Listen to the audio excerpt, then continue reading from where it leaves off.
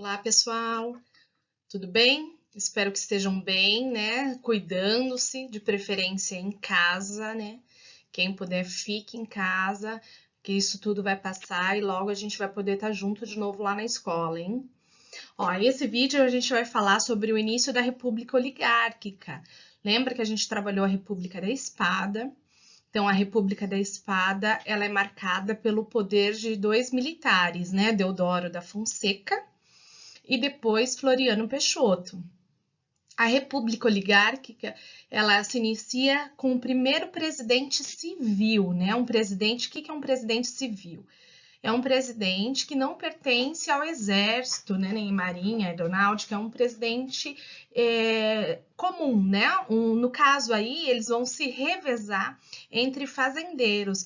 Essa primeira imagem mostra aí uma gangorra, né? E a gangorra ela sobe e desce. Podem ver que embaixo tá ali São Paulo, né? Então, olha aqui, SP, né? Eu estou circulando aqui SP e aqui Minas Gerais, né? Então, é um revezamento do poder, né? E aí vamos começar entendendo o que é república oligárquica, né? Então, ó, é uma forma de governo na qual o poder político se encontra concentrado nas mãos de um pequeno número de pessoas privilegiados por algum motivo, né? No caso do Brasil, eram os grandes proprietários de terra que se beneficiaram de seus poderes econômicos para promover a apropriação dos meios políticos também, né? Então, o Brasil ele estava num regime republicano, democrático e representativo, que significava o quê? Que havia eleição e era uma democracia, mas uma parcela da sociedade se beneficiava amplamente de seus poderes, né? Tanto para gerir o Estado de acordo com seus próprios interesses. Nesse caso, os grandes fazendeiros aí, São Paulo e Minas Gerais. Aqui vocês vão ver uma imagem, né? Um desenho que foi feito aí, né? Uma charge. Então, tá vendo o coronel, né? E ele tá segurando a urna, simboliza aí o voto de cabresto, né? Que aconteceu em todo esse período. Os fazendeiros, eles obrigavam, né? As pessoas a votarem. Inicialmente o voto era aberto, as pessoas tinham que falar o voto e eles iam, fiscalizavam, inclusive até ameaçavam, tanto emprego como ameaça de vida, né? Então o voto era controlado, existia uma manipulação nos votos nesse período. Aqui eu consegui uma imagem do site Pinterest para vocês, uma imagem de todos os presidentes desse período. Esse período, né, que começa aqui com Deodoro da Fonseca em 1889, vai até 1930, quando Getúlio Vargas vai assumir o poder. E aí a gente vai ver mais para frente aí, né? Então aqui é o Deodoro, aqui é o Floriano, esse é o primeiro presidente civil, Prudente de Moraes, né? E aqui o segundo civil, que seria o Campos Salles, né? Então, aqui do lado tem os nomes de todos e a gente vai trabalhar com todos, né? Em algumas turmas eu já mostrei um vídeo do Prudente de Moraes e em outras turmas vocês vão trabalhar ainda com o Prudente e alguns já estão iniciando o Campos Salles. Tudo bem? Isso daí? Então, ó, aqui é uma imagem do Prudente de Moraes, um quadro que foi feito no período, tá? Então, assim, ele era de São Paulo, esse primeiro presidente. Ele nasceu em Itu, aqui no interior de São Paulo, ó, próximo de nós, né? Naquela época, o presidente e o vice-presidente eram eleitos de forma separada, não era junto como é hoje, a gente já elege o pacote, né? Naquela época, o pacote era separado, né? Então, o presidente de Moraes foi eleito, o seu vice era o presidente Manuel Vitorino, tá vendo aqui, ó, Manuel Vitorino. E o que acontece? Por um período, Manuel vai acabar assumindo o poder, a gente vai ver isso, tá? Então, o que acontece? Prudente de Moraes era advogado, político, e ele era da oligarquia cafeeira, então ele também era um fazendeiro do café, tá? Primeiro ano do governo dele, ele lutou contra a revolta federalista, né? Que já tinha perdido força no governo Floriano e vai se encerrar no primeiro ano do governo aí de Prudente de Moraes, tá? Por motivos de saúde, ele teve que se afastar do governo por um tempo e quem assumiu foi Manuel Vitorino. Manuel Vitorino, ele era adepto ao florianismo. O que é isso, gente? Eram pessoas que concordavam com Floriano, né? O segundo presidente, que era militar. E, no fundo, eles queriam que os militares cuidassem do poder, né? E a maior preocupação aí era cuidar da economia, que já vinha sofrendo desde o encilhamento lá feito por Rui Barbosa, no governo de Deodoro da Fonseca, né? Então, o que acontece? Existiam altas taxas alfandegárias, né, que tinham sido adotadas pelo Rui Barbosa. E aí, nesse período que Manuel Vitorino assumiu o poder, ele reduziu essas taxas.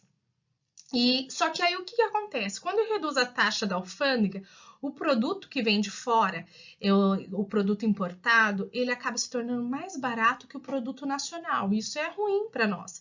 Por quê? Então, vamos supor, eu tenho uma fábrica de jeans aqui no Brasil. Eu produzo jeans, vamos supor que a minha calça jeans saía por R$100. Só que eu consigo comprar uma calça jeans que vem da China por 50. Então, o que acontece? As pessoas preferem comprar da China do que daqui. Isso faz o quê? Que o produto interno não seja tão comercializado. Então, é algo ruim para nós, porque diminui o emprego e outras consequências mais. Então, foi uma medida adotada por Manuel Vitorino. Aí, nesse período. Aí, aqui, ó, eu peguei uma imagem daquele canal que chama Descomplica, quer que desenhe.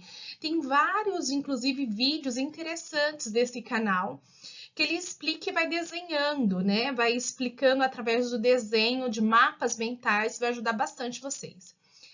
E aí tem uma imagem do Prudente de Moraes, aqui falando, ó, República do Café com Leite, uma alternância do poder entre Minas e São Paulo. Sucessão mais ou menos programada que existia entre eles, né? Então, assim, esse período, quem tiver interesse, assistam aí, deixei o nome do canal para vocês estarem acompanhando.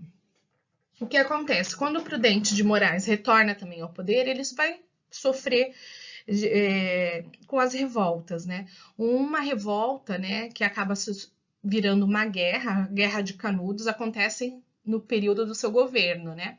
O que acontece? Vários sertanejos, eles acabam se reunindo aí no interior da Bahia. A gente já vai comentar um pouquinho. O que acontece? O conflito dessa Guerra de Canudos se deu entre o Exército, né, Nacional e os integrantes do Movimento Popular, que eram comandados por Antônio Conselheiro, também considerado um messias, né? Ele era muito religioso e ele era monarquista. E eles não concordavam nesse período que o casamento civil, o que acontece? A partir da República, começa a haver uma separação entre o Estado e a Igreja. Então, por exemplo, a pessoa poderia se casar somente no civil, não era mais necessário se casar no religioso. E o Antônio Conselheiro, ele era contrário a isso. E fora que as pessoas no sertão da Bahia, no interior, eles passavam fome, diversas dificuldades, né? Então, esses pobres sertanejos, eles estavam insatisfeitos com a miséria da vida que eles viviam e eles formam comunidades independentes, né? Eles vão o quê? Se afastando desse poder das autoridades, dos grandes proprietários de terra e começam a formar uma comunidade. Só que os grandes fazendeiros começam a ficar com raiva, porque eles eram trabalhadores braçais dessas fazendas, né? E no momento que eles começam a se afastar e começam a produzir e plantar, eles começam a ter uma independência, né? Eles criavam gado, eles construíram suas casas. Essa guerra, gente, vai se arrastar por mais de 2 anos, tá?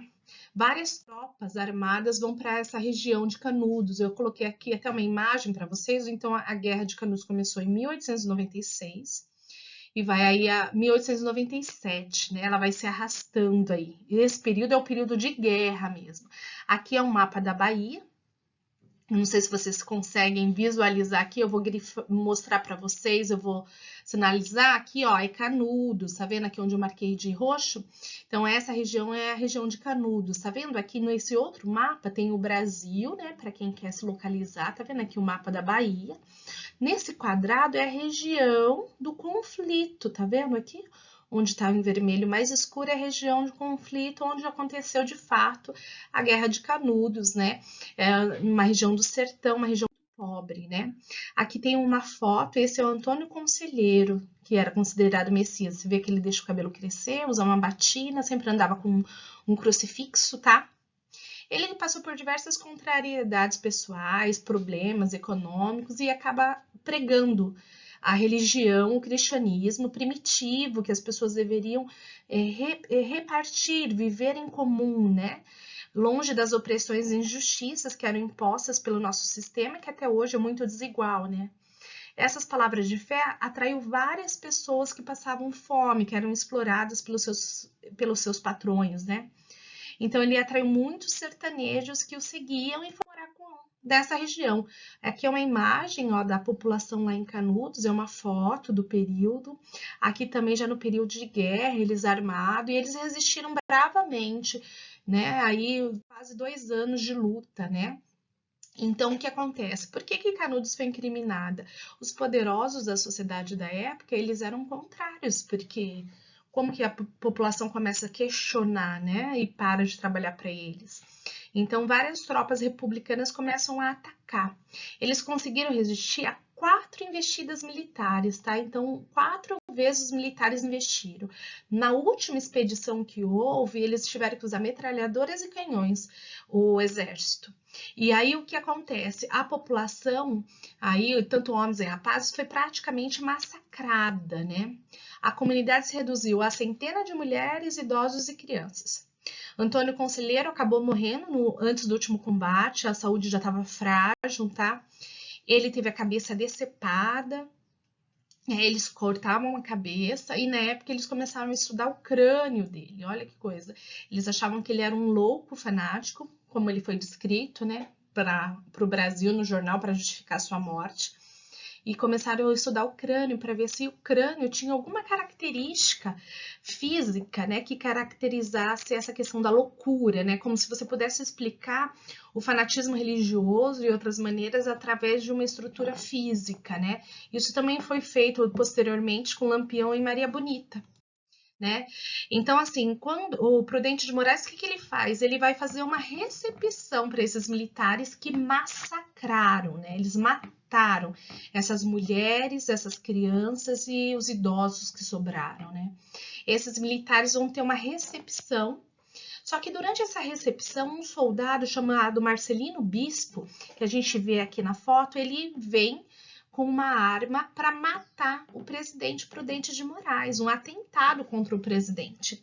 E aí o ministro da Guerra empurra a arma, joga no chão.